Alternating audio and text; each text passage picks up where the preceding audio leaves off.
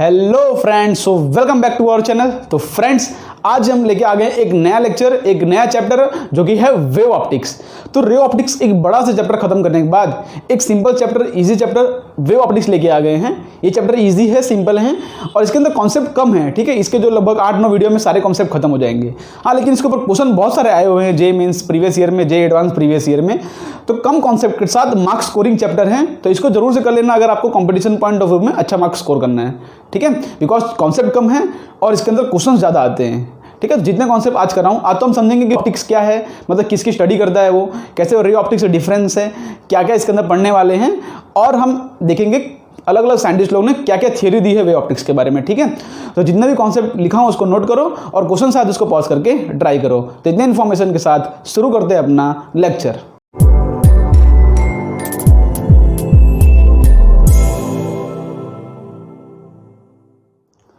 तो फ्रेंड्स, शुरू करते हैं अपना लेक्चर। तो सबसे पहले तो हम समझ लेते हैं कि रे ऑप्टिक्स और वेव ऑप्टिक्स में डिफरेंस क्या होता है। जैसा कि हमने रे ऑप्टिक्स चैप्टर में पढ़ा था, क्या क्या हमने पढ़ा था कि रे ऑप्टिक्स में जो ऑब्जेक्ट्स होते हैं ना, उनकी वेवलेंथ ऑफ लाइट से उनके जो डायमेंशंस होते हैं वो बहुत ज़्यादा होते हैं। आपको पता होगा कि उसके अंदर हम बात करते हैं लेंसेज का, और लेंसेज के जो डायमेंशन होते हैं वो सेंटीमीटर में होते हैं, मीटर में होते हैं, और जो वेवलेंथ ऑफ लाइट होता है उसको डायमेंशंस नैनोमीटर में होता है, एंगस्ट्रॉम्स में होता है। तो ऑब्जेक्ट के साइज, मतलब ऑब्जेक्ट के डायमेंशंस, मतलब कि वेवलेंथ ऑफ लाइट से बहुत ज़्यादा होते हैं। लेकिन वेव ऑप्टिक्स के अंदर जो ऑब्जेक्ट से डील करेंगे, या जो मतलब जो ऑब्जेक्ट से हम डील करने वाले हैं, उसके जो साइज होंगे ना, वो वेवलेंथ ऑफ लाइट के कंपेरेबल होंगे। ठीक है, तो पहले तो डिफरेंस ये आ जाता है। अभी हम लिखेंगे डिफरेंस वन बाय वन। उसके बाद हम क्या बोले थे कि उसके अंदर मतलब समझो रे ऑप्टिक्स के अंदर हमने क्या पढ़ा था, हमने सिर्फ मैथमेटिकल कैलकुलेशन के बारे में बात की थी। जैसा कि रिफ्लेक्शन पढ़ा हमने, रिफ्रैक्शन पढ़ा, शिफ्टिंग पढ़ा। तो ये सब का हमने रीज़न नहीं समझा। हमने हाँ बोल दिया कि भाई सरफेस पे टकराएगा तो रे ऑफ लाइट मतलब कि वापस इसी मीडियम में रिफ्लेक्ट बैक कर जाएगा, पर क्यों करेगा, उसका रीज़न क्या है। या दूसरी बात रिफ्रैक्शन, कि सरफेस पे टकराने के बाद रे ऑफ लाइट बेंड कर रहा है, तो वो सबका रीज़न क्या होता है। तो वो सबका रीज़न हम समझने वाले हैं किसके अंदर, वेव ऑप्टिक्स चैप्टर के अंदर। और हम लाइट के नेचर को समझेंगे, जो कि सबसे बड़ा फिनोमिना है, जिसके अंदर आज तक रिसर्च चल रही है। 300 साल पहले से रिसर्च चल रही है और आज तक रिसर्च कंटिन्यू है, जो कि लाइट का नेचर क्या है। लाइट के नेचर के बारे में हम समझेंगे कि वो वेव नेचर का है कि वो पार्टिकल नेचर का है। ये सबसे बड़ी थियरी जो कि इस चैप्टर के अंदर हम समझने वाले हैं। ठीक है, तो यहाँ पर लिखते हैं हम क्या समझेंगे। यहाँ पर क्या होता है,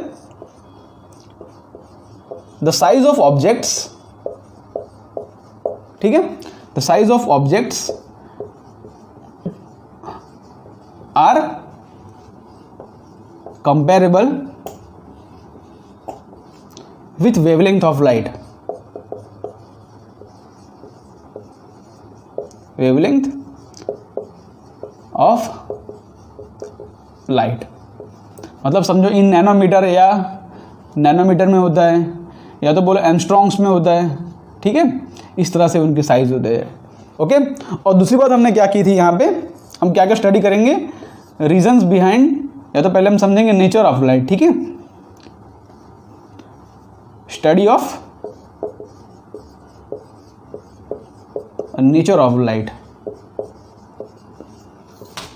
कि भाई लाइट कौन सा नेचर है, वेव है कि पार्टिकल है, जिसके ऊपर बहुत से साइंटिस्ट लोगों ने अपना अपना कंट्रीब्यूशन दिया है। इसकी जो थियरी है लगभग 300 सालों से चल रही है, उसके बारे में हम स्टडी करेंगे। उसके बाद हम क्या समझेंगे, reason behind various phenomena, reason behind various phenomena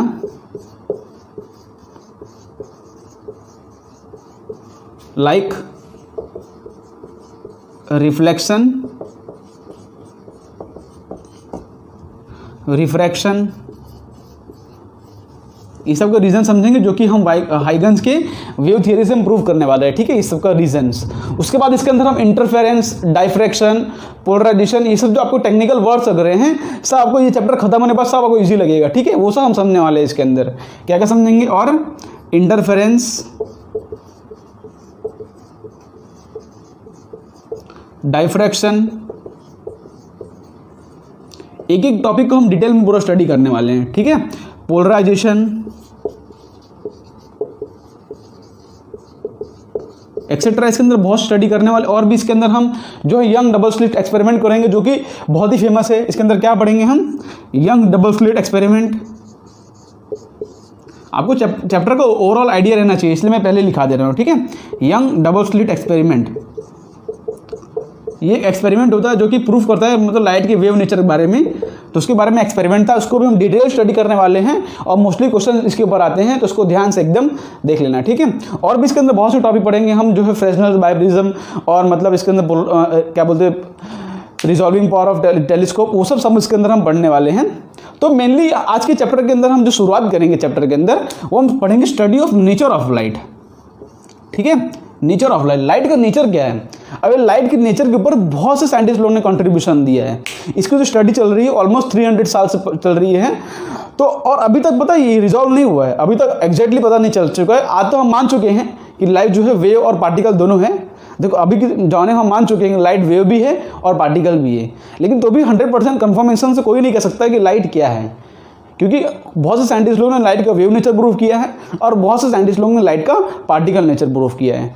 तो उसकी अलग अलग साइंटिस्ट लोगों ने क्या क्या अपने राय दिए हैं, मतलब क्या क्या अपना विचार प्रकट किया है, मतलब स्टार्टिंग कैसे हुई है वेव और पार्टिकल नेचर बारे में, उसकी हम शुरुआत करते हैं, ठीक है। चलो तो हम किसकी शुरुआत करने वाले हैं कि नेचर ऑफ लाइट।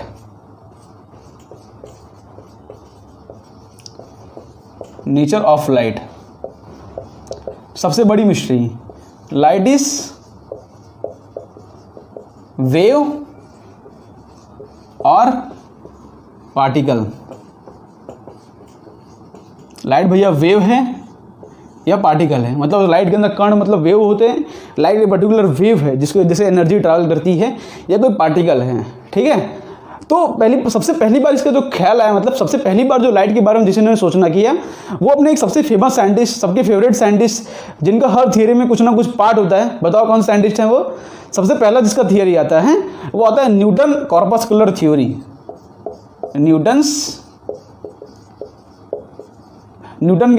सर के बिना तो थियरी अधूरा, मतलब फिजिक्स ही अधूरा है।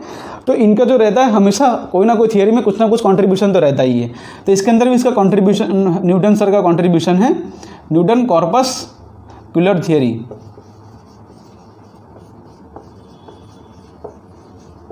जो कि आया था ऑलमोस्ट 1675 में, मतलब बहुत आज से लगभग 300-400 साल पहले की बात है।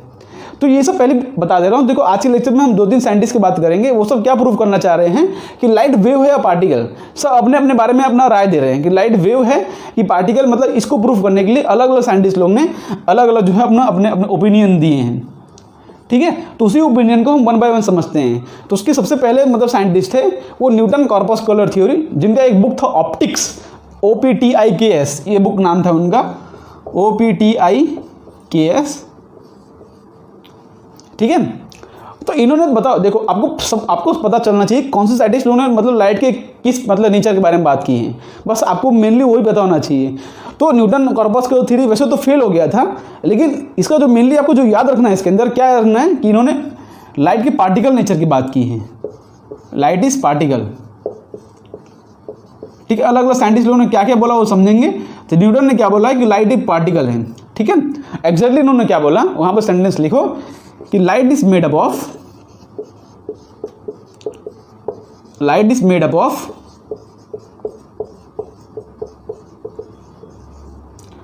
टाइनी पार्टिकल्स कॉल्ड कॉर्पस्कल्स, ठीक है। तो उन्होंने अपनी थियरी में सबसे पहला पॉइंट जो इंपॉर्टेंट था, उन्होंने क्या लिखा कि light is made up of tiny particle called corpuscles. वैसे देखो, वैसे तो ये थियरी फेल हो गई थी, लेकिन इसके कुछ इंपॉर्टेंट पॉइंट्स होते हैं या कुछ मतलब उसके मेरिट्स होते हैं, मतलब इस थियरी समझने के, मतलब इसके अंदर से कुछ मतलब कि जो सही बात हुई है उसको पकड़ के हम आगे थियरी समझेंगे, ठीक है। तो क्या मतलब अच्छा किया है थियरी ने। देखो वैसे तो थियरी फेल गई, लेकिन थियरी के जो इंपॉर्टेंट पॉइंट्स उसको पकड़ के हम आगे थियरी समझेंगे, ठीक है। तो light is made up of tiny particles called corpuscles. उन्होंने बोला जो लाइट के पार्टिकल्स बने होते हैं ना, वो कॉर्पस्कल से बने होते हैं। आजकल तुमको पता है कि लाइट जो बना होता है फोटॉन से बना होता है। फोटॉन मतलब जो पार्टिकल होते हैं, हम आगे समझेंगे मतलब उसको मॉडर्न फिजिक्स के अंदर। लेकिन इन्होंने क्या बोला कि लाइट एक पार्टिकल से बना है जिसका नाम है कॉर्पस्कल्स। अब कॉर्पस्कल्स क्या होते हैं, तो उसका उन्होंने बोला, यहाँ पे लिखो, कॉर्पस्कल्स आर मासलेस पार्टिकल्स मासलेस, ऐसे बोलो मासलेस, रिजिड, ठीक है, या तो ऐसे लिख दो corpuscles are massless, rigid and elastic particle.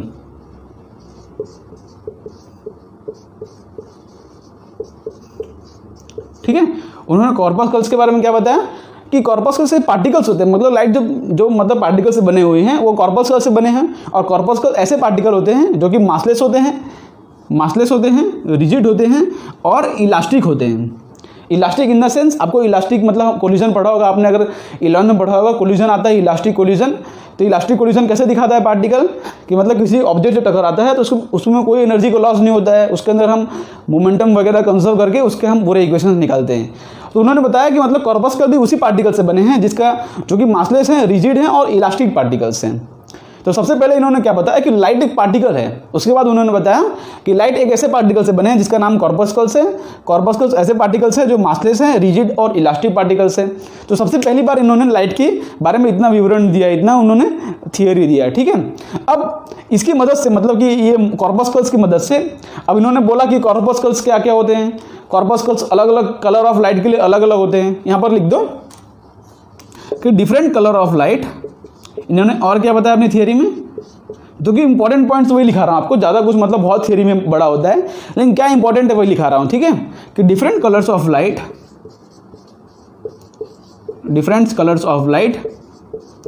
Have different size of particle, different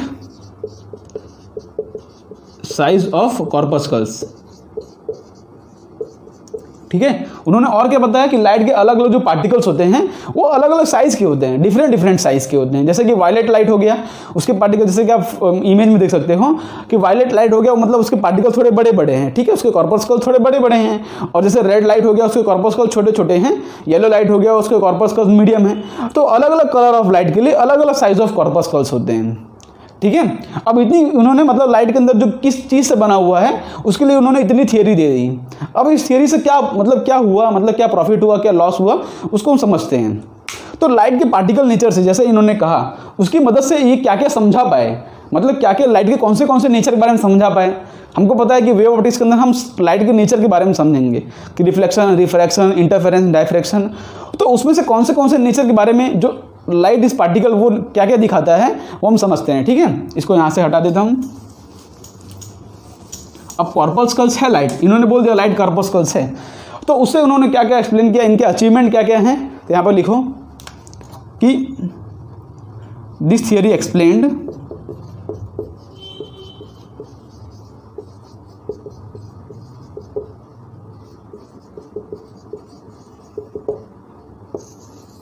क्या क्या समझा पाए। सबसे पहली बात, rectilinear propagation of light, rectilinear propagation of light, सबसे पहली बात ये समझा पाए, ठीक है। देखो उन्होंने बोला लाइट कॉर्पस्कल्स, आपको लाइट रेक्टिलिनियर प्रोपोगेशन मतलब लाइट जो है स्ट्रेट लाइन में ट्रैवल करता है। आपको पता है कि लाइट कैसे ट्रैवल करता है, लाइट जो है ट्रैवल करता है स्ट्रेट लाइन में, ठीक है। तो उन्होंने ये रेक्टिलिनियर प्रोपोगेशन ऑफ लाइट, इसको इन्होंने कॉर्पस्कल्स की मदद से समझा दिया। क्यों? क्योंकि इन्होंने कहा था कि जो कॉर्पस्कल्स होते हैं वो रिजिड होते हैं। इसका रीज़न क्या दिया कि corpuscles are rigid, corpuscles are rigid. Rigid मतलब क्या होता है? रिजिड मतलब ऐसा पार्टिकल मतलब कि जिसके शेप और साइज में चेंज नहीं आएगा अगर किसी बॉडी से वो टकराए तो, ठीक है। मतलब उनके वाइब्रेशन में अगर माइक्रोस्कोपिक लेवल में भी दिखें तो भी मतलब किसी चीज़ से टकराए तो उसके अंदर ज़्यादा चेंजेस नहीं आए, उसको बोलते हैं परफेक्टली रिजिड, ठीक है। तो उन्होंने समझाया कि जो कॉर्पस्कल्स होते हैं रिजिड होते हैं।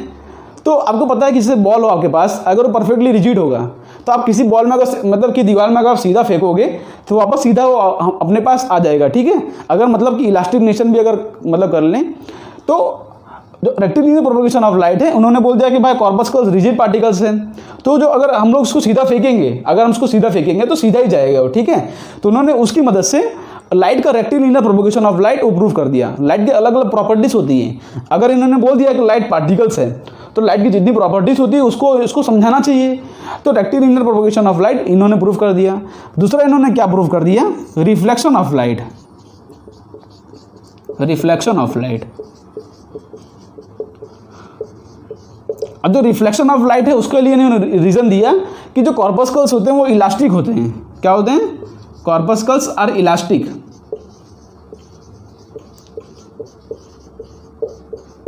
बस सोचो कोई भी पार्टिकल अगर इलास्टिक होगा तो उसको जितने एंगल से फेंकोगे उतने एंगल से वापस रिफ्लेक्ट बैक कर जाएगा। ठीक है, कोई भी एनर्जी को लॉस नहीं होगा। जैसे मान लो हमारे पास यहाँ पे दीवार हो और यहाँ से मतलब एक बॉल हमने फेंका इस तरह से कोई एंगल पर, तो अगर ये बॉल परफेक्टली इलास्टिक होगा ना तो यहाँ से थीटा एंगल से आया तो थीटा एंगल से वापस चला जाएगा, कोई भी एनर्जी के अंदर इसके अंदर लॉस नहीं होगा। ठीक है, तो यहाँ पर देख रहे हो कि मतलब कि रिफ्लेक्शन ऑफ लाइट, जिसमें हमको पता है कि angle of incidence equal to angle of reflection होता है, तो उन्होंने बोल दिया कि भाई ये एंगल ऑफ इंसिडेंस है, एंगल ऑफ रिफ्लेक्शन, मतलब कि दोनों एंगल बराबर होते हैं। क्यों? क्योंकि कॉर्पस्कल जो होते हैं वो इलास्टिक होते हैं। इलास्टिक पार्टिकल्स जो हैं कि जितने एंगल ऑफ इंसिडेंस से गए हैं उतने एंगल ऑफ इंसिडेंस से रिफ्लेक्ट बैक कर जाएं। तो लाइट का सेकंड नेचर जो कि रिफ्लेक्शन ऑफ लाइट होता है, उन्होंने कि लाइट पार्टिकल है उसकी मदद से इन्होंने समझा दिया। और तीसरा क्या चीज़ समझा पाए इनके अचीवमेंट की लिस्ट में? तीसरा क्या है? तीसरा इन्होंने बोला रिफ्रैक्शन ऑफ लाइट।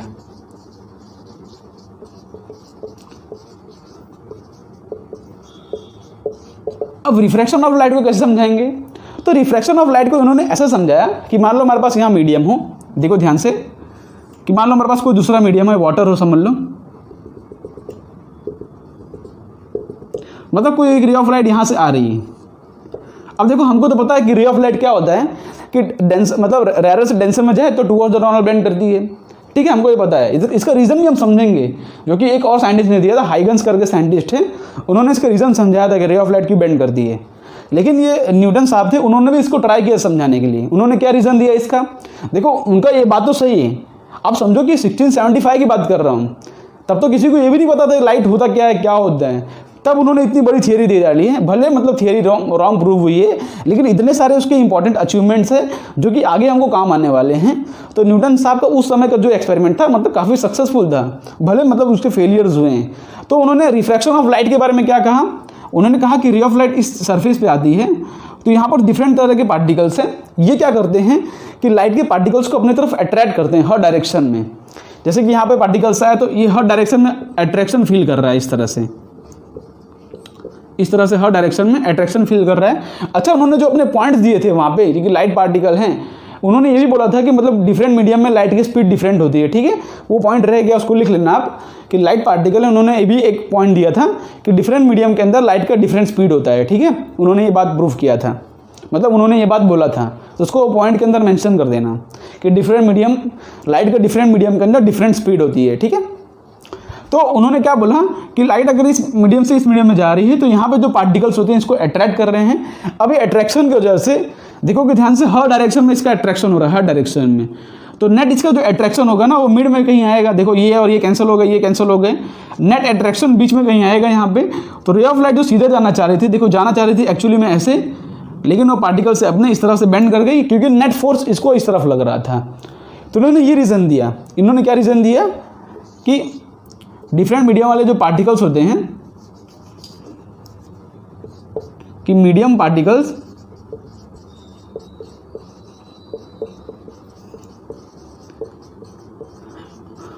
अट्रैक्ट। ठीक है, इन्होंने ये रीज़न दिया कि यहाँ पे जो पार्टिकल्स होते हैं ये अट्रैक्ट करते हैं और नेट फोर्स इसका इस तरफ लग रहा है, इसलिए यहाँ पे ये पार्टिकल अपने पास से बेंड कर जा रहे हैं। ठीक है, इस तरह से रीज़न से उन्होंने जो है रिफ्रैक्शन ऑफ लाइट भी समझा दिया। ओके, इनके मतलब ये इतने इनके जो है अचीवमेंट थे। अब क्या क्या ये नहीं समझा पाए? अब बताओ क्या क्या ये नहीं समझा पाए? तो ये जो है इंटरफेरेंस, डायफ्रैक्शन, ये सब नहीं समझा पाए। अभी समझते हैं हम। तो ये क्या क्या समझाने में फेल हो गए? ही fail to explain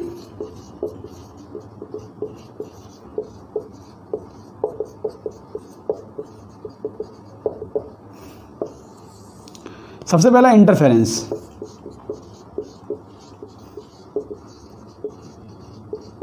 interference of light. ठीक है, अब डेफिनेट सी बात है, जो इंटरफेरेंस ऑफ लाइट होता है ना वो लाइट का वेव नेचर दिखाता है।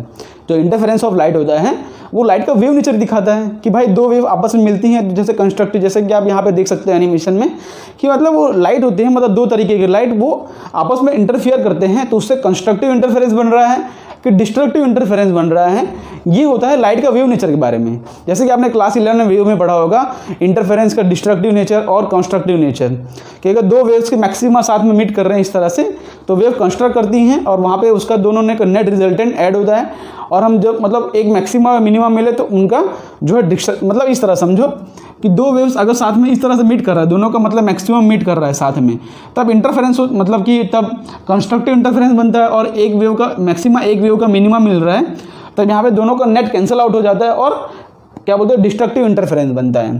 ठीक है, तो इंटरफेरेंस के बारे में तो हम डिटेल में समझने वाले हैं, जो कि यंग डबल स्लिट एक्सपेरिमेंट में था। लेकिन अब ये इंटरफेरेंस ऑफ लाइट होता है, ये एक्चुअली कौन सा, ये लाइट का वेव नेचर दिखाता है। तो कैसे एक्सप्लेन कर पाएंगे कि न्यूटन मतलब ये तो बोल रहे हैं लाइट पार्टिकल है, तो पार्टिकल तो इंटरफेरेंस दिखा नहीं रहा है, इसलिए जो है ये फेल हो गए। ठीक है, इसलिए ये जो इंटरफेरेंस ऑफ लाइट एक्सप्लेन नहीं कर पाए। दूसरा होता है diffraction of light. Diffraction of light, और डायफ्रैक्शन भी एक फिनोमिना होता है कि मतलब लाइट एक पतले से रीजन में पास करे ना, तो मतलब जो है शैडो रीजन के अंदर एंटर कर जाती है। जैसे कि आप इस इमेज में देख सकते हो यहाँ पे क्या हो रहा है कि जब हमने मतलब उसका गैप है लाइट का, जो मतलब पास होने का गैप है, जब हमने बड़ा रखा है तो लाइट ऑलमोस्ट स्ट्रेट लाइन में ट्रैवल कर रही है। लेकिन जैसे हमने उसका गैप एकदम पतला कर दिया, मतलब लाइट की वेवलेंथ के नज़दीक कर दिया, ठीक है, नैनोमीटर एंगस्ट्रॉम में, तब क्या हो रहा है लाइट जो है इस तरह से शैडो रीजन के अंदर एंटर कर रहा है, मतलब स्ट्रेट लाइन में ट्रैवल नहीं कर रहा है। जब वो स्लिट में से पास हो रहा है तो इस तरह से शैडो रीजन के अंदर एंटर कर रहा है, तो वो जो फिनोमिना होता है उसको हम डायफ्रैक्शन ऑफ लाइट बोलते हैं। लेकिन ये डायफ्रैक्शन ऑफ लाइट का जो फिनोमिना है ये भी वेव नेचर ऑफ लाइट से एक्सप्लेन हो सकता है, इसलिए जो है न्यूटन साहब इसके अंदर भी मतलब फेल हो गए थे एक्सप्लेन करने में। ओके, अब तीसरा जो पॉइंट आ जाता है वो हो जाता है पोलराइजेशन ऑफ लाइट। देखो इस सब के बारे में हम डिटेल में समझने वाले हैं आज के लेक्चर में, तो हम सिर्फ ऊपर से इंट्रोडक्शन ले रहे हैं, इसके पर्टिकुलर एक एक लेक्चर आने वाले हैं पूरे इंटरफेरेंस के ऊपर, तो 2-3 लेक्चर बनने वाला है। ठीक है, उसके बाद हम समझने वाले हैं polarisation of light.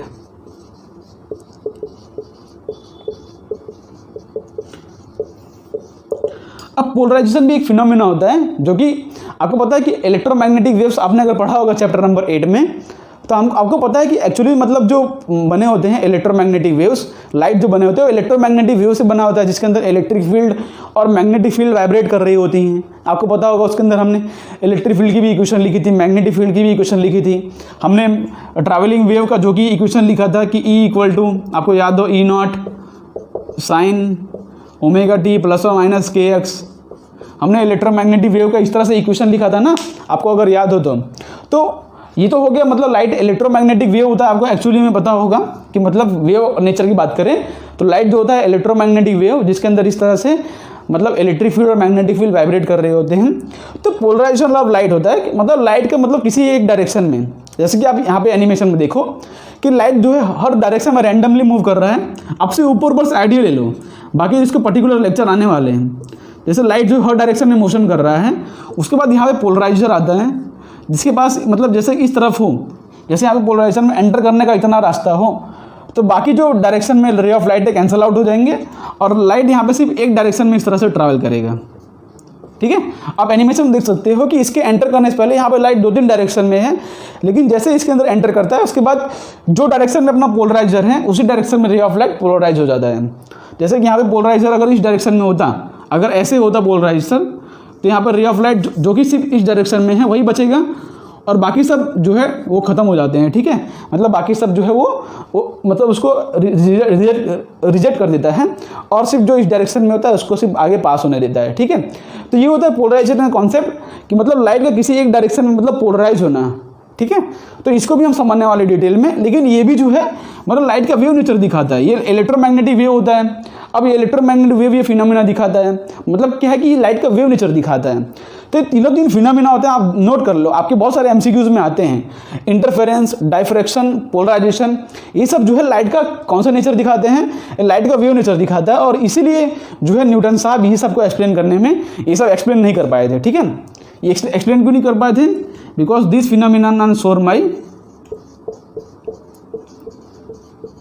Phenomenon are shown by wave nature of light।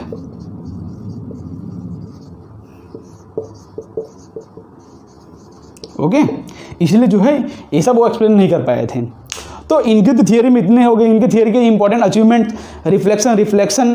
देखो आपको मेनली याद क्या रखना है न्यूटन कॉर्पस्कुलर थियरी में, कि न्यूटन ने जो है बताया कि लाइट पार्टिकल है, और उनके अचीवमेंट्स कि उन्होंने क्या क्या एक्सप्लेन कर पाया वो पार्टिकल के बारे में, और क्या क्या वो एक्सप्लेन नहीं कर पाया, बस इतना ही आपको याद रखना है, ठीक है। उसके बाद हम आगे चलते हैं। एक और साइंटिस्ट जिन्होंने लाइट या वेव है कि पार्टिकल है उसके बारे में बताया, तो सेकेंड साइंटिस्ट है हाइगन्स प्रिंसिपल, ठीक है। अब सेकेंड साइंटिस्ट के बारे में बात करते हैं जिन्होंने लाइट के वेव नेचर के बारे में बताया। इन्होंने कहा कि लाइट वेव है, और कब कहा पता है? 1678 में। देखो न्यूटन साहब ने कब दिया था? 1675 में, और उनके जस्ट साथ साथ में ये भी काम कर रहे हैं। देखो न्यूटन साहब जो हैं एक्चुअली में बहुत बड़े साइंटिस्ट हैं, मतलब उनके एक्सपेरिमेंट्स को रिजेक्शन करना, मतलब उनके विरुद्ध काम करना, पहली बात तो वही सबसे बड़ी बात है। देखो हाइगन्स साहब इतने बड़े साइंटिस्ट नहीं थे उस समय, जिस समय न्यूटन उन्होंने बहुत सारे एक्सपेरिमेंट, ग्रेविटेशन के ये सब फिनोमेना, तो वो सब ऑलरेडी बहुत बड़े बन चुके थे। लेकिन हाइगन्स साहब थे, ये इतने बड़े तब नहीं बने थे, इतने फेमस नहीं थे, लेकिन तो भी ये अपना अलग थियरी दे रहे हैं जो कि न्यूटन सर से ज़्यादा सक्सेसफुल रहा है। वो थियरी है हाइगन्स का वेव थियरी, जिसके ऊपर हमारा आज का और कल का लेक्चर बेस्ड है। Huygens wave theory. तो सबसे पहले तो आपको जान लेना है कि हाइगन्स साहब ने लाइट के वेव नेचर की बात की, इसलिए हाइगन्स वेव थियरी हम पढ़ रहे हैं, ठीक है। Wave nature of light.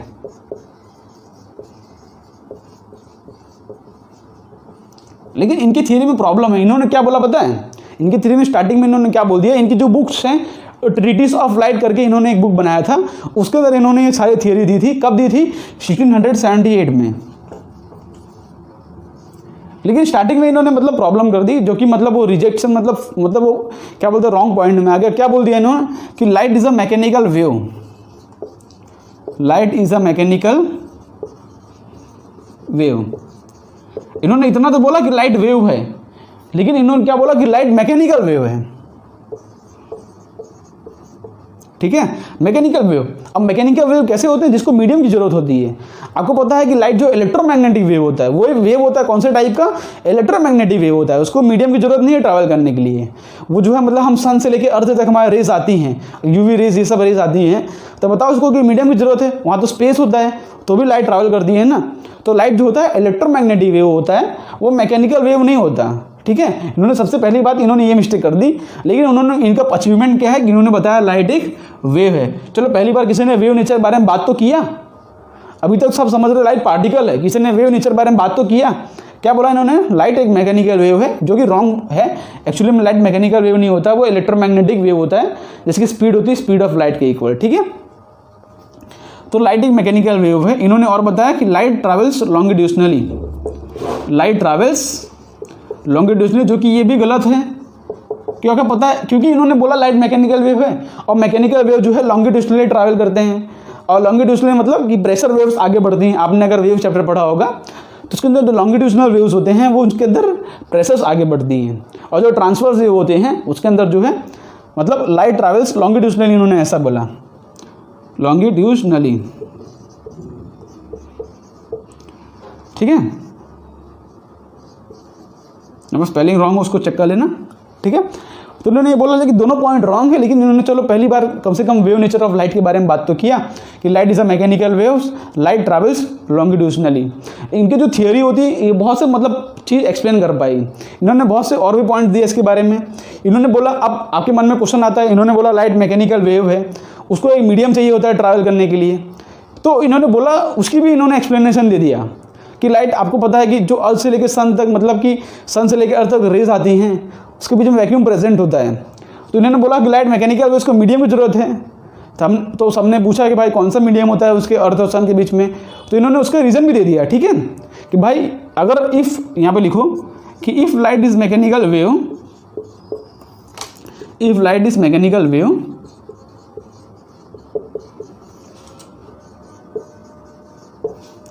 then in which medium it travels,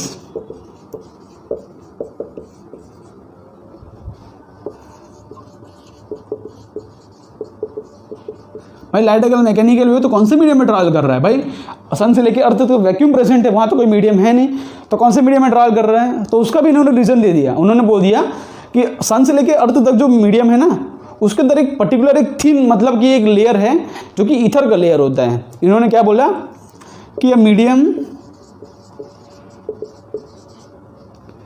ठीक है, यहाँ पे लिखो, इस तरह से लिख दो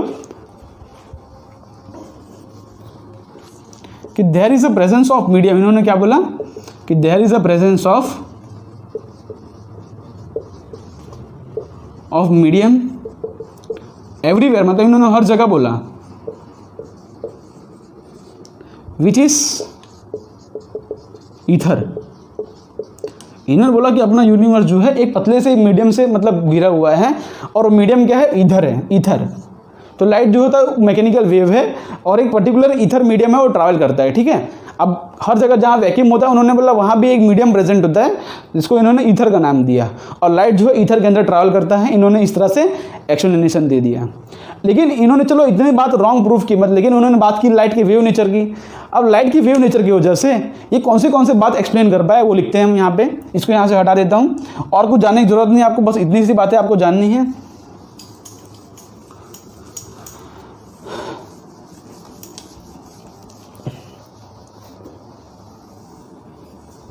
यहाँ पे इन्होंने क्या क्या बताया, he was able to explain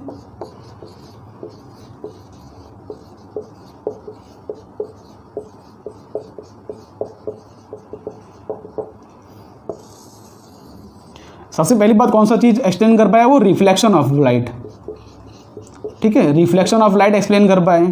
इनका रिफ्लेक्शन और रिफ्रैक्शन का प्रूफ है, क्योंकि हम सेकंड लेक्चर में देखने वाले हाइगन्स का रिफ्रैक्शन और रिफ्लेक्शन का प्रूफ, ठीक है। तो refraction of light, refraction of light ये एक्सप्लेन कर पाए ये, ठीक है, दोनों चीज़ एक्सप्लेन कर पाए, ठीक है। तीसरा ये इन्होंने इंटरफेरेंस भी एक्सप्लेन कर दिया, क्योंकि इंटरफेरेंस ऑफ लाइट सिर्फ लाइट का वेव नेचर दिखाता है, तो इंटरफेरेंस ऑफ लाइट भी इन्होंने प्रूव कर दिया। चौथा, डाइफ्रैक्शन ऑफ लाइट भी इन्होंने प्रूव कर दिया। क्यों? क्योंकि ये लाइट का वेव नेचर दिखाता है, इन्होंने बोल ही दिया लाइट वेव है, तो लाइट वेव है तो ये सब नेचर दिखाता है, उसको इन्होंने प्रूव कर दिया। उसके बाद पांचवा पॉइंट, पोलराइजेशन ऑफ लाइट, इसको भी इन्होंने एक्सप्लेन कर दिया। सोचो इनके कितने सारे अचीवमेंट्स हैं। अच्छा, आपके मन में ऐसा लग रहा हो कि लाइट अगर वेव है तो सारे नेचर दिखाता है क्या? मतलब लाइट के वेव नेचर से हम सारे फिनोमिना एक्सप्लेन कर सकते हैं क्या? एक फिनोमिना होता है जो कि होता है फोटो इलेक्ट्रिक इफेक्ट, वो जो है लाइट का वेव नेचर प्रूफ नहीं कर पाता है, ठीक है। तो ही फेल टू एक्सप्लेन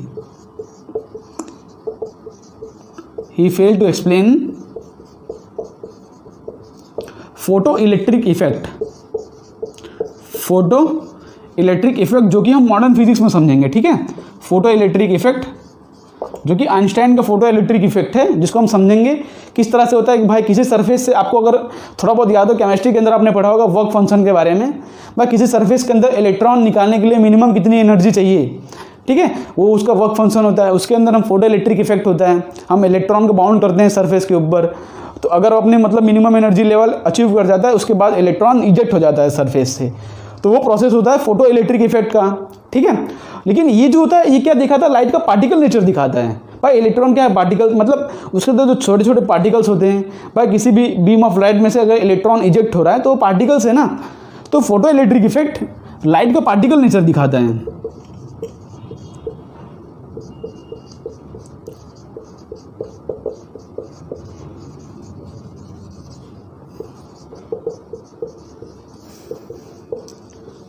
और इसीलिए हाइगन्स का जो वेव थ्योरी था उसके अंदर जो है ये फेल हो गए थे फोटो इलेक्ट्रिक इफेक्ट एक्सप्लेन करने में। मतलब लाइट का जो वेव नेचर होता है ना, वो सिर्फ फोटो इलेक्ट्रिक इफेक्ट के अलावा ये सब सारे फिनोमिना एक्सप्लेन कर पा रहा है वो। लाइट का reflection, refraction, interference, diffraction, polarization, ये सारे मतलब फिनोमिना हम लाइट के वेव नेचर से एक्सप्लेन कर सकते हैं। लेकिन लाइट के पार्टिकल नेचर से हम सिर्फ 2 ही 3 फिनोमिना एक्सप्लेन कर सकते हैं, जो कि है रिफ्लेक्शन, रिफ्रैक्शन और फोटो इलेक्ट्रिक इफेक्ट। ये 3 चीज़ लाइट का पार्टिकल नेचर, देखो ये दोनों लाइट का पार्टिकल नेचर एक्सप्लेन कर पाता है। ये लाइट, देखो ये लाइट का पार्टिकल, तो ऐसे लिख देता हूँ यहाँ पे, ये दोनों जो है ना लाइट के वेव और पार्टिकल दोनों दिखाते हैं, ठीक है, वेव एंड पार्टिकल। ये दिन सिर्फ वेव नेचर दिखाता है लाइट का, और ये वाला जो है फोटो इलेक्ट्रिक इफेक्ट सिर्फ लाइट का पार्टिकल नेचर दिखाता है। तो पार्टिकल नेचर वाले 3 इफेक्ट दिखा पाते हैं, मतलब 3 फिनोमिना एक्सप्लेन कर पाए, रिफ्लेक्शन, रिफ्रैक्शन और फोटो इलेक्ट्रिक इफेक्ट। और वेव नेचर वाले ये 5 एक्सप्लेन कर पाते हैं बस सिवाय फोटो इलेक्ट्रिक इफेक्ट के। तो आपको ऐसे भी याद रखना है, देखो ये इंपॉर्टेंट है, ये आपको याद रखना है डायरेक्टली, मतलब बोर्ड एग्जाम में 1 मार्क्स के एमसीक्यू में डायरेक्टली आ सकते हैं, जेईई मेंस के अंदर भी आ सकते हैं भाई, कि इनमें से कौन सा फिनोमिना लाइट का वेव नेचर दिखाता है। तो आपको जो है 1 मार्क्स के एमसीक्यू में ये इंपॉर्टेंट है। देखो ये थियरी है आपको जानने के लिए, लेकिन उसके अंदर से आपको जो कंक्लूजन लेना है वो ये सब लेना है आपको, ठीक है, ये सब इंपॉर्टेंट है, इसको आप नोट करो। ओके, तो ये हो गया मतलब कि हाइगन्स का वेव प्रिंसिपल। अब हाइगन्स के बारे में थोड़ा बहुत आगे और समझते हैं, जिन्होंने बात की थी वेव फ्रंट के बारे में, ठीक है, मतलब वेव फ्रंट क्या होता है, इन्होंने एक इसके बारे में कॉन्सेप्ट एक्सप्लेन किया जिसको हम आगे समझते हैं। इसको यहाँ से हटा देता हूँ मैं।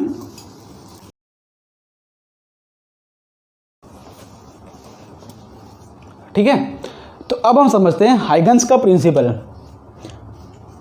हाइगन्स प्रिंसिपल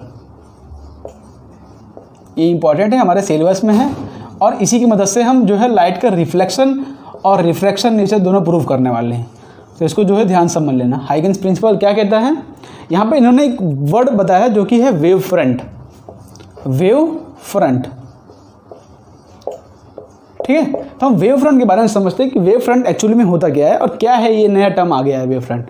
तो it is the locus of all point. It is a locus. Locus मतलब आपने पढ़ा अगर मैथमेटिक्स में आपको याद हो तो सेट ऑफ पॉइंट्स को हम लोकस बोलते हैं। जैसे सर्कल क्या होता है, एक सेट ऑफ इस तरह से पॉइंट जो कि रेडियस से इक्वल डिस्टेंस पे हो। अगर रेडियस से इक्वल डिस्टेंस पे हम सेट ऑफ पॉइंट्स बना दें तो सेट ऑफ पॉइंट्स को हम बोलते हैं लोकस। तो इसी तरह से हम जो है मतलब इसके अंदर जो है लोकस के बारे में स्टडी करेंगे। तो it is a locus of all points. It is a locus of all points in a medium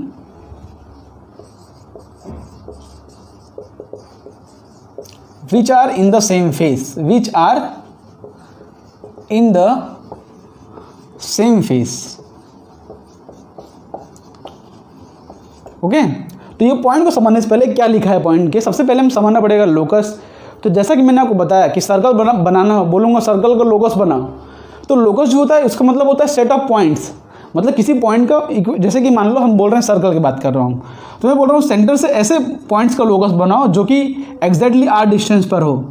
तो r डिस्टेंस सारे पॉइंट्स आप मार्क करोगे, इस तरह सारे पॉइंट मार्क करोगे और उस सारे पॉइंट्स को ज्वाइन करोगे तो आपका बन जाएगा सर्कल, क्योंकि सारे पॉइंट जो है r डिस्टेंस पर हैं। तो हमने देखो एक टर्म डिफाइन कर दिया जो कि है इससे सेम डिस्टेंस पर, तो हमने बोल दिया कि ये लोकस है। उसी तरह से पैराबोला होता है, क्योंकि हम अलग अलग उसके कंडीशंस होते हैं। उसी तरह हाइपर, मतलब कि वो सब एक लोकस है, ठीक है, स्क्वायर सेंटर सब एक एक लोकस बने। तो उसी तरह से लोकस होता है सेट ऑफ पॉइंट्स। तो क्या लिखा है, वेव फ्रंट क्या होता है, it is the locus of all point in a medium which are in the same phase. ठीक है, अब इसको समझने के लिए एग्जाम्पल समझते हैं। ये भी इनका वेव नेचर ही दिखा रहा है। तो उन्होंने क्या बोला कि वेव एक्चुअली में है क्या। तो देखो ध्यान से, आपके स्क्रीन में फिगर दिख रहा होगा कि भाई आप अगर देखे होगे, मतलब बारिश हुई रहती है, पूल बना होता है अगर मतलब पानी का, उसके अंदर आप पत्थर डालो तो कैसे इस तरह से वेव निकलते हैं जो कि इस तरह से हर डायरेक्शन में होते हैं।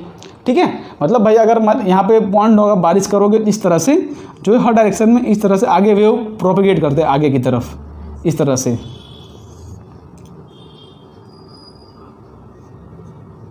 ठीक है, तो इन्होंने एक्चुअली बोला क्या, इन्होंने बोला कि मतलब जो वेव होते हैं मतलब वो वेव की तरह नहीं, वेव फ्रंट में ट्रैवल करते हैं, वेव फ्रंट में ट्रैवल करते हैं। अब वेव फ्रंट होता क्या है, wave fronts it is a locus of all point in a medium which are in the same phase.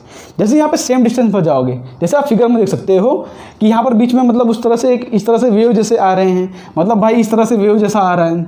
ठीक है, तो मान लो अगर मैं इसके मतलब टॉप मोस्ट पॉइंट को पकड़ लूँ, जैसे यहाँ पे इस तरह से वेव बन रहा है, जैसे यहाँ पे इस तरह से वेव मतलब यहाँ पे क्रेस्ट है और यहाँ पे ऊंचा सा बना है इस तरह से। ठीक है, तो उसके मैं टॉप मोस्ट पॉइंट को पकड़ लूँ, इस पॉइंट को, तो ऐसे सारे इस पॉइंट को मैं पकड़ लूँ जो कि यहाँ से सेम डिस्टेंस पर हैं। ठीक है, यहाँ से सेम डिस्टेंस पर हैं और ये सारे पॉइंट्स वो जो है मतलब कि सेम फेज में होंगे और उनको हम बोलते हैं वेव फ्रंट। भाई क्या होता है, सारे points which are in the same phase.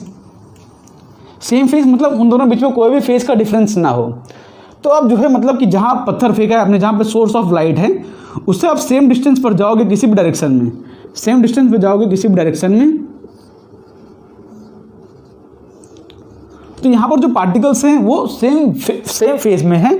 और इस सेम फेज वाले पार्टिकल को अगर सारे पॉइंट्स को अगर मिला दूँ, देखो सारे पॉइंट्स को मिला दूँ क्या बन जाएगा, लोकस। सारे पॉइंट्स को अगर मिला दूँ तो सारे पॉइंट्स को मिला के हम बोलेंगे उसको वेव फ्रंट। ठीक है। It is a locus of all points in a medium which are in the same phase. तो यहाँ पे अगर वेव से मतलब सोर्स ऑफ लाइट से इस तरह से मतलब हर डायरेक्शन में निकले हैं, तो जैसे कि ये सेम इसके अगर टॉप सारे क्रस्ट वाले पॉइंट को मतलब इस पॉइंट पे मिला दूँ तो वो जाएगा वेव फ्रंट, मतलब ये सेम फेस में है तो एक वेव फ्रंट है। उसी हिसाब से x डिस्टेंस दूर छोड़ो, मैं 2x डिस्टेंस दूर बना दूँ, यहाँ से 2x डिस्टेंस दूर सारे पार्टिकल का मैं कलेक्शन कर लूँ, मतलब सेंटर से 2x दूर सारे पार्टिकल का मैं कलेक्शन कर लूँ, तो सारे पार्टिकल के जो कलेक्शन है मतलब उनका जो डायग्राम बना है या उनका जो सेट ऑफ पॉइंट्स बने, जो लोकस बना है, उसको हम बोलेंगे वेव फ्रंट। क्लियर हो गया। तो यहाँ पे देखो ये सर्कल में पूरे जैसे ये पॉइंट सोर्स है, तो पॉइंट सोर्स से इस तरह से जैसे पॉइंट में देखते हो आप पॉइंट में, वैसे तो यहाँ पे पूरा 3D में फैला हुआ है ये, तो पॉइंट सोर्स ऑफ लाइट से स्पेरिकल वेव फ्रंट बनते हैं। लेकिन आप पॉइंट में देखोगे, मतलब कि अगर पानी वाले लेक में देखोगे तो वहाँ पे जो बनता है वो सर्कुलर वेव फ्रंट बनता है, क्योंकि वो इसी डायरेक्शन में स्प्लिट होता है इस तरह से। तो किसी भी सेंटर से सेम डिस्टेंस पर जाओ तो वहाँ पे मतलब यहाँ पे जो इस तरह से पार्टिकल आगे बढ़ रहे हैं इस तरह से, उसको हम बोलते हैं वेव फ्रंट। तो वेव फ्रंट बारे में कुछ थोड़ा समझ पड़ा, मेरे को पता है बुरी नहीं समझ पड़ा है, लेकिन कुछ समझ पड़ा हो तो चल जाएगा। तो अब हम समझते हैं पॉइंट सोर्स ऑफ लाइट का। जैसे मान लो मेरे पास अब पॉइंट सोर्स ऑफ लाइट है। एक लाइट क्या होता है, एक लाइट को आप 3D में इमेजिन करो कि सारे डायरेक्शन में इस तरह से वो लाइट निकालते, सारे डायरेक्शन में उसकी इंटेंसिटी ऑफ लाइट फैली होती है। तो हम किसी भी x डिस्टेंस दूर, मतलब किसी भी r डिस्टेंस दूर, x डिस्टेंस दूर हम एक पॉइंट सेट ऑफ पॉइंट्स ले लें तो वो पॉइंट्स को हम बोलेंगे वेव फ्रंट। ठीक है। जैसे मान लो मेरे पास पॉइंट सोर्स ऑफ लाइट है, इससे हर डायरेक्शन में इस तरह से वेव निकलती हैं। अच्छा, आप बोलोगे मैंने एग्जैक्टली स्ट्रेट लाइन क्यों ड्रॉ कर दी है? आपको पता है कि वेव जो होती है इस तरह से ट्रैवल करती हैं। तो हाइगन्स ने ये भी बताया था कि मतलब जो वेव्स होती हैं ना, मतलब इस तरह से ट्रैवल करती है, इनकी मतलब देखो ध्यान से बहुत छोटे होते हैं, इसलिए हमको ऑलमोस्ट वो स्ट्रेट लाइन दिखता है, हमको ऑलमोस्ट वो स्ट्रेट लाइन में दिखता है। मतलब वेव्स एक्चुअली इस तरह ट्रैवल करते हैं, लेकिन ये इतने छोटे होते हैं, मतलब इनके डायमेंशन इतने छोटे होते हैं कि हमको दिख नहीं पाते। जैसे इसको आप एकदम बहुत दूर से दिखो तो आपको एकदम पर्टिकुलर स्ट्रेट लाइन की तरह दिखेगा। ठीक है। तो उन्होंने लाइट का स्ट्रेट लाइन का नेचर इस तरह से उन्होंने बताया था कि भाई इतने छोटे होते हैं कि हमको दिख ही नहीं पाते वो। तो उस रीज़न से उन्होंने बता दिया था कि लाइट के जो पार्टिकल्स इस तरह से स्ट्रेट लाइन में निकलते हैं, यहाँ पे इसलिए मैंने स्ट्रेट लाइन बनाया। और मेरा ये पॉइंट सोर्स ऑफ लाइट है। तो पॉइंट सोर्स ऑफ लाइट से किस तरह से वेव फ्रंट बनेगा? देखो अलग अलग चीज़ के लिए अलग अलग वेव फ्रंट बनता है। वेव फ्रंट की कहानी क्या है कि वहाँ पर सेम डिस्टेंस पर देखोगे ध्यान से, आप लाइट के किसी भी सेम डिस्टेंस पर जाओ तो आपको जो है सारे पार्टिकल्स इन फेज दिखेंगे। तो जैसे मैं यहाँ से x डिस्टेंस दूर गया, यहाँ पे एक पॉइंट पकड़ लिया, यहाँ से x डिस्टेंस दूर एक पॉइंट पकड़ लिया, यहाँ से x डिस्टेंस दूर एक पॉइंट पकड़ लिया, उस हिसाब से यहाँ पे x डिस्टेंस दूर एक पॉइंट पकड़ लिया। तो सारे पॉइंट्स को अगर मिला दूँ, देखो मैंने तो यहाँ पे कुछ ही रेस बनाए हैं, ऐसे तो पूरे हर डायरेक्शन में फैले हुए होंगे। और ये एक्चुअली स्पेरिकल है, इसको आप जो है 3D में इमेजिन करो, ये पूरा स्पेरिकल है। ठीक है। तो पॉइंट सोर्स ऑफ लाइट से स्पेरिकल वेव फ्रंट बनते हैं। कैसे बनते हैं? Spherical wave front. इस तरह से आप स्पेरिकल वेव फ्रंट बना सकते हो। ठीक है। इस तरह से आप स्पेरिकल वेव फ्रंट बना सकते हो। तो आपको याद रखना कि पॉइंट सोर्स ऑफ लाइट हो, अगर ये पॉइंट सोर्स ऑफ लाइट हो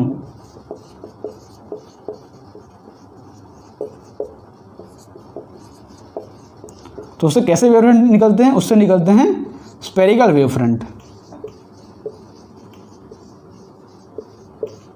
ठीक है। समझ रहे हो स्पेरिकल मतलब वेव फ्रंट का मतलब कि भाई किसी भी डिस्टेंस x दूर, मतलब कि जब पार्टिकल सेम फेज में हो उसके पॉइंट्स के कलेक्शन को हम बोलते हैं वेव फ्रंट। तो इन्होंने बोला वेव जो होते हैं एक्चुअली वेव फ्रंट के माध्यम से ट्रैवल करते हैं। देखो एक वेव फ्रंट, उसके आगे दूसरा, उसके आगे तीसरा, इस तरह से वेव फ्रंट बनते हैं। ओके। उसी तरह से अगर लीनियर सोर्स ऑफ लाइट हो, मतलब अगर लीनियर सोर्स ऑफ लाइट हो, जैसे मतलब एक लाइट जो कि इन्फिनिटी से आ रही हो, तो आपको पता है इन्फिनिटी से कैसी रेज आती हैं? इन्फिनिटी से पैरेलल रेज ऑफ लाइट आती हैं। तो लीनियर सोर्स हो अगर, मतलब इस तरह से लाइट का सोर्स हो, बताओ अगर इस तरह से लाइट का सोर्स हो तो किस तरह से वेव फ्रंट बनेगा? मतलब ऐसे सेट ऑफ पॉइंट्स जो कि सेम फेज में होंगे तो कैसे बनाओगे आप? तो अगर लीनियर सोर्स ऑफ लाइट होता है ना, तो उसके लिए इस तरह से जो है प्लेनर वेव फ्रंट बनते हैं। इस तरह से प्लेनर वेव फ्रंट, एक नहीं ऐसे आप अनगिनत बना सकते हो, एक नहीं इस तरह से अनगिनत बना सकते हो। बिकॉज देखो इन्होंने वेव फ्रंट के बारे में एक और पॉइंट दिया था। वो पॉइंट क्या होता है? यहाँ पे लिखो द डायरेक्शन ऑफ वेव। इन्होंने एक पॉइंट दिया था कि the direction of wave is perpendicular to the direction of wave front.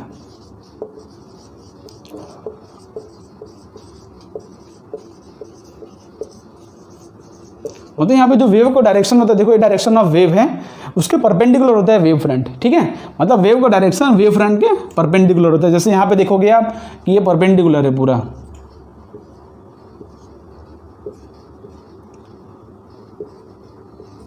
तो मतलब वेव का डायरेक्शन के परपेंडिकुलर बनता है वेव फ्रंट। उसी हिसाब से यहाँ पर इस तरह से वेव हो तो उसके परपेंडिकुलर डायरेक्शन वेव फ्रंट बनाएंगे। तो इस प्लेन के अंदर जितने पॉइंट्स होंगे, जैसे ये पॉइंट को मैं पकड़ लूँ, ये प्लेन्स के अंदर जितने पॉइंट्स होंगे ये सारे points in the same face होंगे। इसको आप इस तरह से मत समझो, इसको समझो मैंने अंदर से काट दिया है। तो प्लेन के अंदर जितने पॉइंट्स होंगे ना वो सारे point in the same face होंगे, ठीक है। उसी हिसाब से हमने यहाँ पे बनाया। उसी हिसाब से इस प्लेन के अंदर सारे पॉइंट्स, जैसे मैं यहाँ पे डॉट से रिप्रेजेंट करूँ तो इस प्लेन के अंदर सारे पॉइंट जो हैं सेम फेस में होंगे। ओके, इस तरह से आपको इसको 3D में इमेजिन करना है। 3D में इमेजिन करो तो लीनियर सोर्स ऑफ लाइट के लिए कैसे वेव फ्रंट बनते हैं? Planar wave front.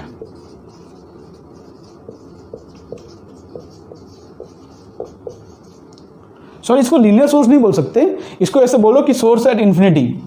Linear source तो मतलब कि यहाँ पे रे वाले जो कि हर डायरेक्शन में निकले, यहाँ पे लीनियर सोर्स नहीं बोल सकते इसको बोलो यहाँ पे source at infinity,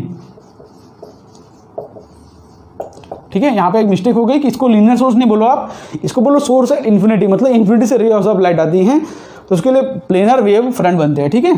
planar wave front इस तरह से बनता है। ओके, और तीसरा हम देखते हैं जो कि लीनियर वेव फ्रंट होता है। तो लीनियर मतलब ये जो है सोर्स एट इन्फिनिटी हो गया। और तीसरा देखो पॉइंट सोर्स ऑफ लाइट के लिए spherical wave front, source at infinity के लिए प्लेनर वेव फ्रंट, और तीसरा पॉइंट हो जाए जो कि है लीनियर सोर्स।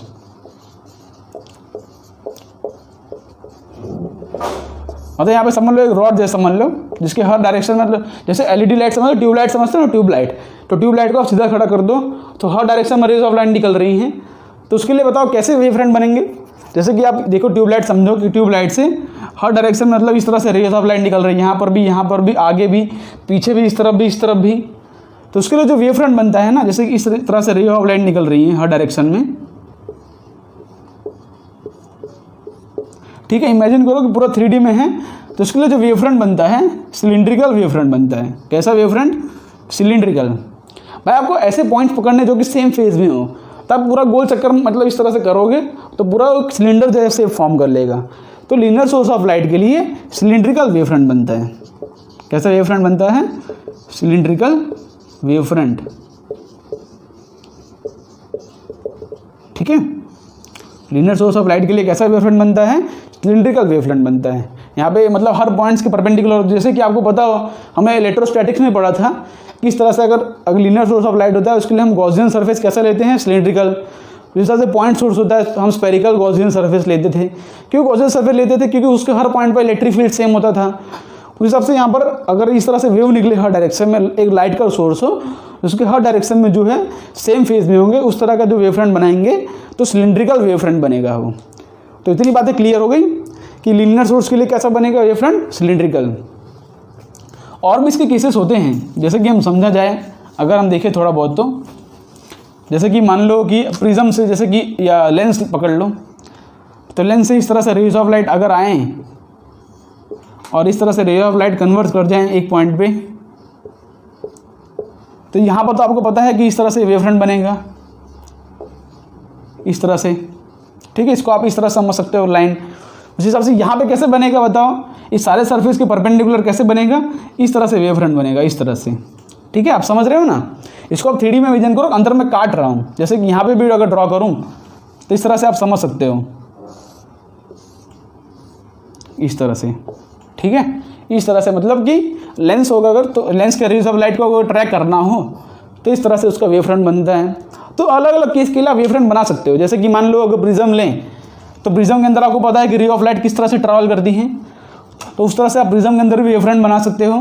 जैसे प्रिज्म है तो रेज ऑफ लाइट ऐसे आई, टकरा के ऐसे निकल गई, तो अलग अलग डायरेक्शन के लिए आप वेव फ्रंट जो है बना सकते हो, ठीक है। इस तरह से जैसे एक रे ऑफ लाइट आई, ऐसे गई, ऐसे चली गई, इसके लिए इस तरह से वेव फ्रंट आप बना सकते हो। यहाँ पर इस तरह से, मतलब सिंपली आपको सरफेस के परपेंडिकुलर लेना है, ठीक है। आपको जो है सरफेस के परपेंडिकुलर रे ऑफ लाइट लेना है और आपको वेव फ्रंट बनाते जाना है। तो वेव फ्रंट का कॉन्सेप्ट ये इतना है, मतलब कि जो कि वेव फ्रंट बताया। अब इसके बहुत से एप्लीकेशन है, मतलब अभी हम समझेंगे रिफ्लेक्शन ऑफ लाइट में, इसके एप्लीकेशंस क्या क्या हैं। ठीक है। तो यहाँ पर आज के लेक्चर को इतने में एंड करते हैं। हम नेक्स्ट लेक्चर में समझेंगे कि वेव फ्रंट किस तरह से आगे ट्रैवल करते हैं, मतलब एट टी टाइम बाद वेव फ्रंट किस तरह से आगे ट्रैवल करते हैं और कैसे उसके इक्वेशन को हम जो है रिफ्लेक्शन और रिफ्रैक्शन कॉन्सेप्ट में यूज़ करते हैं। तो आज के लेक्चर के लिए बस इतना ही रखते हैं। होप तो आपको लेक्चर पसंद आया होगा। अगर पसंद आया तो वीडियो को लाइक कर दें। मिलते हैं आपको नेक्स्ट वीडियो में। तब तक आप पढ़ाई करते रहो। तब तक के लिए बाय बाय।